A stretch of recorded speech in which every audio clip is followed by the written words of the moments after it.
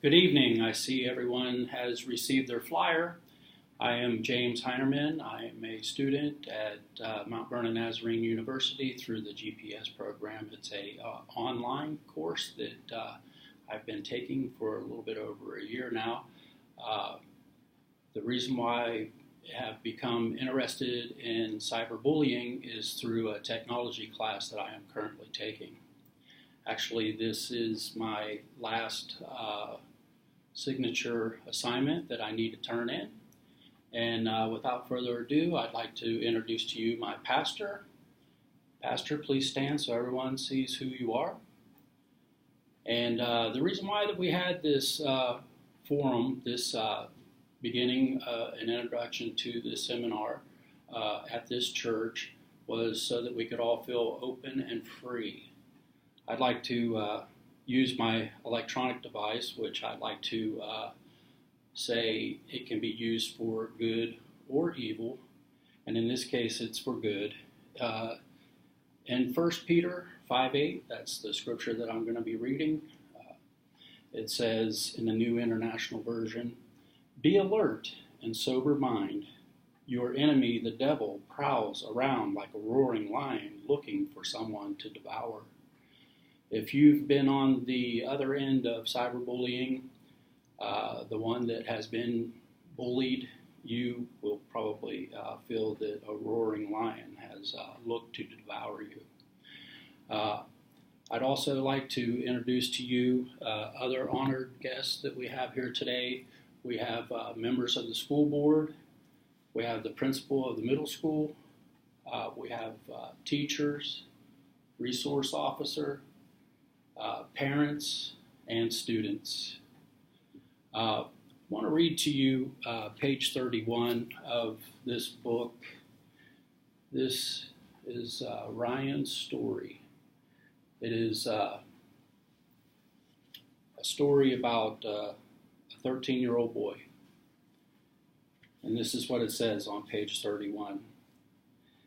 It says, "Promise me you will never do it." He promised me that he wouldn't, and I believed him. He seemed calmer, and I thought he felt better. This was a conversation that John, the author of this book, John Hilgen, he and his son had just days before he took his own life. Ryan went into his sister's room and tragically used her bathrobe tie to actually hang himself. John is a former engineer for IBM, and he was away for business, and he got a terrible phone call from his wife, and his wife said, "You need to come home," and she was very distraught, so he couldn't really understand what she was saying at first, and he had just woken up. So she went on to tell him that Ryan had hung himself. So, of course, it was a terrible thing for him to try to get home. Once he got home, he wrestled with the thought, the gut-wrenching thought of why would his son break his promise to him? Why would his son feel compelled or driven to such a dire moment where he actually took his own life? I'm also going to read to you out of a book that I have read, and I believe that this is something that everyone needs to know, that everyone needs to have in their possession. This is somebody who I am quoting. "I was called really horrible, profane names. There was a certain point in my high school years where I just couldn't even focus on class because I was so embarrassed all the time. I was so ashamed of who I was." And this person was cyberbullied, and this is a quote by Lady Gaga. So anyone could be a victim of cyberbullying.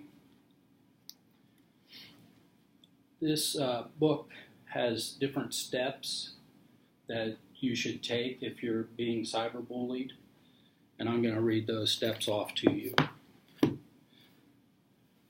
There's 10 ways, and these are 10 ways that you can respond. It says, number 1, keep a journal. Number 2, save the evidence. Number 3, never retaliate. Number 4, talk about it. Number 5, ignore it. Number 6, laugh it off. Number 7, speak up. Number 8, block the bullying. Number 9, report it. It's very important that you report it. Number 10, when to call the police. I want to let you all know that everyone here tonight at this seminar will receive a copy of this book. The facilitator is going to use this book to go through these steps so that everyone is clear and knows and understands these different steps so that we can avoid something that happened to Ryan. That is the goal that we want to accomplish here. We want to help everyone in our community to be aware that cyberbullying does happen, and also to be aware that there is help. And the help does come from the community. The help comes from parents. The help comes from teachers. The help comes from spiritual leaders.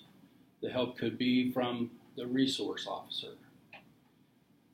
But what we want to do is we want to bring the community together so that we could be a safer, stronger, more united front against the enemy, because he is trying to roam around and devour whoever he might be able to devour.